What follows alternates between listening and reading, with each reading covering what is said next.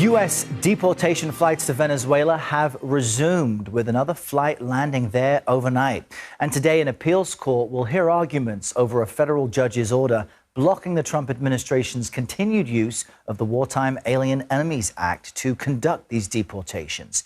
And just this past weekend, the White House issued this new memorandum. It says it will, quote, prevent, quote, abuses of the legal system and federal courts. It adds this memorandum delivers overdue enforcement. CBS News correspondent Natalie Brand is following the latest for us from the White House this morning. Natalie, good morning to you. What are you hearing from the White House regarding this memo? What does this mean? Good morning, Errol. This new memo seems to be a continuation of the Trump administration's actions and kind of campaign against major law firms and also big attorneys, particularly Democratic attorneys who the administration and the president have perceived have brought forward unfair challenges. In this memo, it directs the Justice Department and DHS to even seek sanctions against attorneys who, quote, engage in frivolous litigation. As we've been talking about, Errol, the White House and the president in a number of court cases dating back to his first administration have called the judicial system weaponized against him. And this memo lists one attorney in particular, Mark Elias, who has long represented big Democratic names, former Hillary Clinton campaign attorney. And he has also been blamed by the Trump administration for that dossier of unsubstantiated allegations about links to Russia that was investigated, as we know, during the first Trump administration back in 2016 and 2017. So a lot of history inside this memo that was issued late Friday heading into the weekend. I do want to read to you a quote from the Elias Law Group responding to this memo, saying, President Trump is attempting to, quote, dismantle the Constitution and attack the rule of law in his obsessive pursuit of retribution against his political opponents. He goes on to say that this memo targets not only him, but every attorney and law firm who dares to challenge, quote, his assault on the rule of law. Now, this memo also ties back to today's escalating court fight about immigration and saying that, the administration has presidential power to enforce these laws. That, of course, comes ahead of this major court hearing today by a federal appeals court over this escalating fight between the president and a federal judge who ruled against his latest deportation flights, Errol. Remarkable updates there. I want to turn. Howdy, y'all. This is Paul, the Redneck Thinker. What we have here is a channel to communicate. I want you folks to be thinking by the time you leave my videos. Why? Because I'm tired of people talking via what other people tell them to think. So, watch my video and enjoy the chance to think for yourself. The Democrats are upset over a memorandum that was issued out of the White House. The White House calls it preventing abuses of legal system and the federal court. So, the thing that they're wanting to do is enforce Federal Rule of Civil Procedure 11 prohibits attorneys from engaging in certain unethical conduct in federal courts. Attorneys must not present legal filings for improper purposes, including to harass, cause unnecessary delay, or needlessly increase the cost of litigation.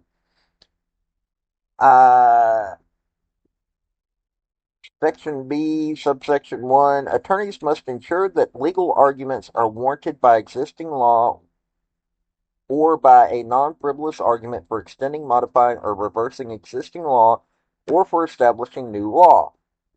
Subsection 2, and attorneys must ensure that their statements about facts are reasonably based on evidentiary support or a belief that such evidence actually exists.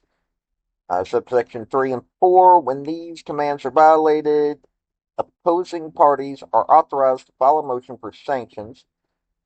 Section C, the text of the rules specifically addresses and provides for sanctions for attorneys and their firms, as well as for recalcitrant parties, given the solemn obligation that the attorneys must have to respect the rule of law and uphold our nation's legal system with integrity.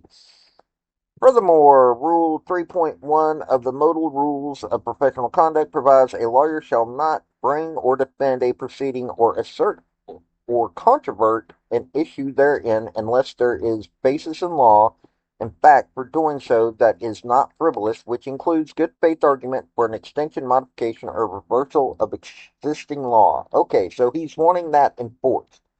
How's it been enforced?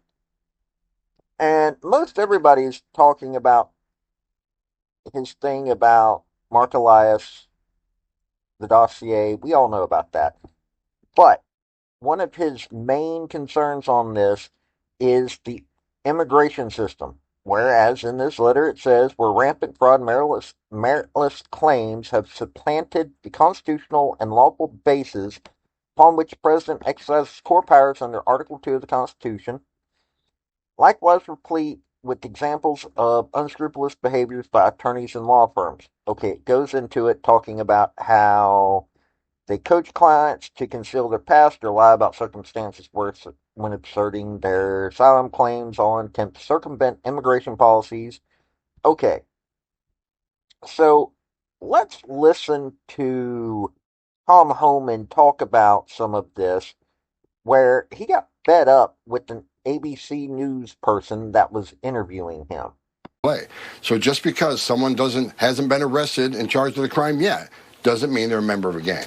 But how do you, I mean, what we've heard from lawyers representing some of these people is that they deny that they're members of this gang, or either, you know, Tren de Aragua or MS-13. Do they get a chance to prove that before you take them out of the country and put them into a notorious prison in a country that they're not even from?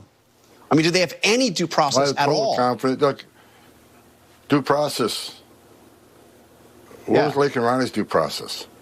Where were all these young women that were killed and raped by members of TDA? Where was their due process? Well, the people that did that should be prosecuted. How about the young lady that burned alive on a subway? Where's her due process? Well, sure. The bottom line is that plane was full of people designated as terrorists. Number one.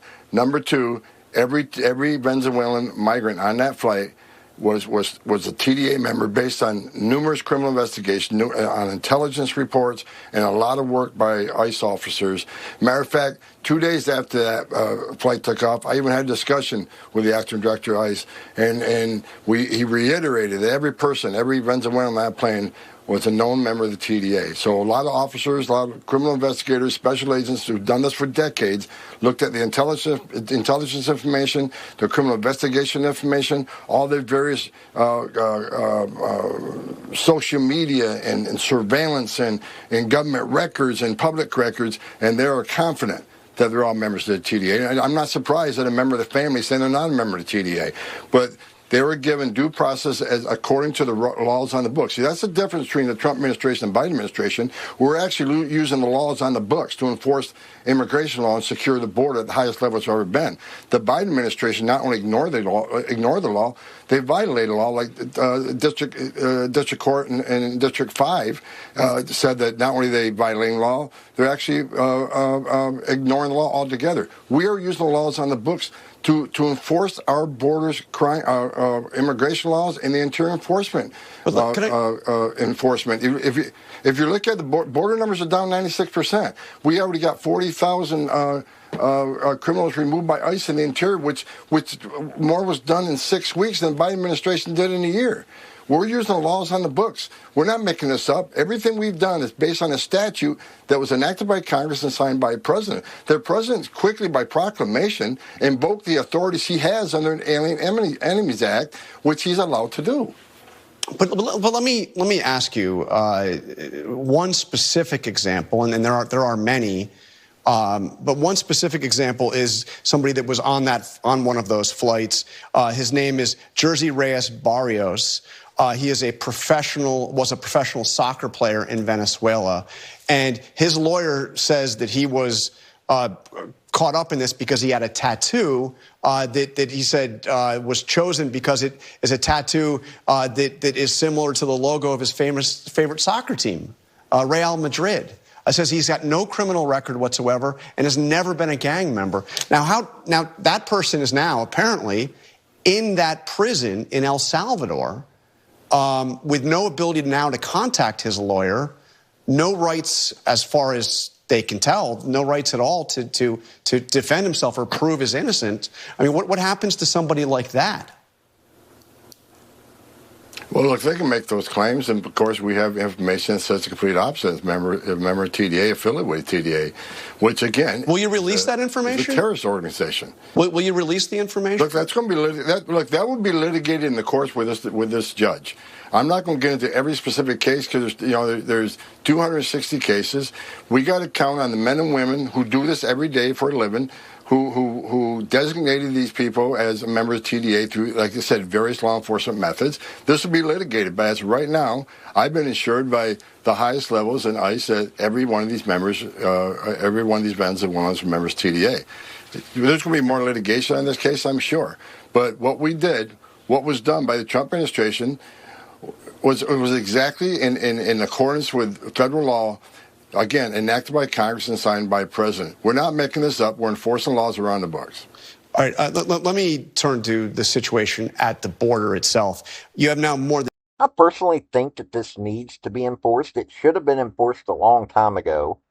It probably has only been used to go after political enemies of political parties.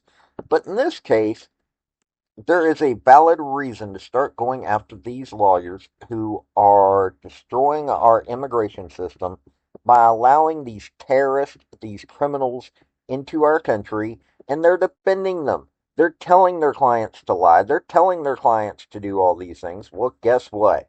As that is found out, these lawyers can have whatever sanctions or whatnot to be done to them via the law. It's about time that lawyers start realizing that they are not above the law anymore. Hey, if it weakens them, good. Because they have done nothing but get money off the immigration system because they're paid by the government. That's the facts. And if you're not going to utilize the taxpayers' money correctly, well, then you should be punished for it. I just thought you might want to know about this little deal that's going on because the liberals are in a tizzy over it. Oh, they're in a tizzy over everything. This has been Paul, the Redneck Thinker. Hey, if you like this and want to hear more such news stories and whatnot, hit like and subscribe if you don't mind. You have a good day now. Bye. So, folks, that's the story that I wanted to bring you on this video. And I just wanted to say thank you again for coming by. Hit like, subscribe, comment, all that fun stuff if you don't mind. Help me out. So, y'all have a good day now. Bye.